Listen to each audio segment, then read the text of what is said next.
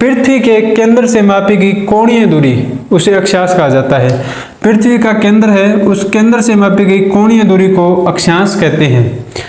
अक्षांश पृथ्वी के केंद्र में एक अक्षांश है जिसे 0 डिग्री अक्षांश कहते हैं। इसे इक्वेटर रेखा या भूमध्य रेखा भी कहते हैं, इसे विषुवत रेखा भी कहते हैं। यह पृथ्वी को 2 बराबर भागों में बांट देती है। ऊपर का भाग उत्तरी गोलार्ध कहलाता है और नीचे का भाग दक्षिणी गोलार्ध कहलाता है। उत्तरी गोलार्ध में 0 डिग्री से 23.5 डिग्री ऊपर की ओर और दक्षिण गोलार्ध में 0 डिग्री से 23.5 डिग्री की ओर। ये जो क्षेत्र है, इस क्षेत्र में सूर्य की किरणें वर्ष में एक बार सीधी अवश्य गिरती है, इसलिए इस पूरे क्षेत्र को उष्ण कटिबंध की संज्ञा दी जाती है। उष्ण कटिबंध यानी कि अत्यधिक गर्म स्थान, गर्म क्षेत्र। इन क्षेत्रों में वर्ष में एक न एक दिन सूर्य सीधा चमकता है, सूर्य की किरणें सीधी आती है। उसके बाद 23.5 डिग्री उत्तर से 66.5 डिग्री उत्तर की ओर तथा 23.5 डिग्री से 66.5 डिग्री दक्षिण की ओर। यहाँ भी जो उष्णता की मात्रा है थोड़ी कम मात्रा में पहुँचती है, इसलिए इस क्षेत्र को शीतोष्ण कहा जाता है। उसके बाद 66.5 डिग्री से 90 डिग्री तक उत्तर और 66.5 डिग्री से 90 डिग्री दक्षिण तक शीत कटिबंध होता है, क्योंकि यहाँ पर सूर्य की किरणें बहुत ज़्यादा तिरछी पड़ती है, जिसके कारण यहाँ पर अत्यधिक ठंड होती है। अब यह जो सभी अक्षांश रेखा खींची गई है, उन सभी अक्षांश रेखाओं को विशेष नाम दिए गए हैं। जैसे 23.5 डिग्री उत्तरी अक्षांश है, उसे कौरक रेखा कहते हैं। कौरक रेखा या ट्रॉपिक ऑफ कैंसर की संज्ञा दी जाती है।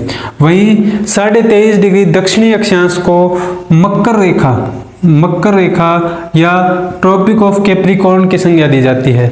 उसी प्रकार 66.5 डिग्री उत्तर में जो है उसे आर्कटिक वृत्त और 66.5 डिग्री दक्षिण में है उसे अंटार्कटिक वृत्त की संज्ञा दी जाती है। उसके बाद 90 डिग्री है, 90 डिग्री उत्तर और 90 डिग्री दक्षिण। अब जो जितने भी अक्षांश रेखाएं हैं, एक अक्षांश रेखा से दूसरी अक्षांश रेखा के मध्य, जैसे कि ये 1 डिग्री अक्षांश रेखा है, ये 2 डिग्री अक्षांश रेखा है, 3 डिग्री अक्षांश रेखा है। इन रेखाओं के मध्य जो दूरी है वो बिल्कुल समान होती है। अक्षांश रेखाएं इसीलिए समानांतर होती है।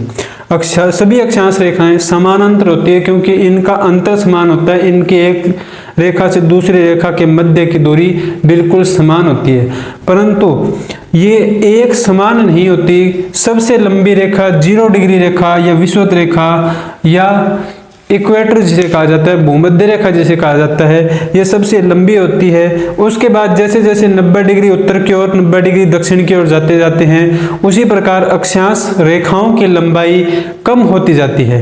90 डिग्री उत्तर और 90 डिग्री दक्षिण में केवल 2 बिंदु हैं, यहाँ रेखाएं नहीं हैं, यहाँ रेखाएं बिल्कुल समाप्त हो जाती है।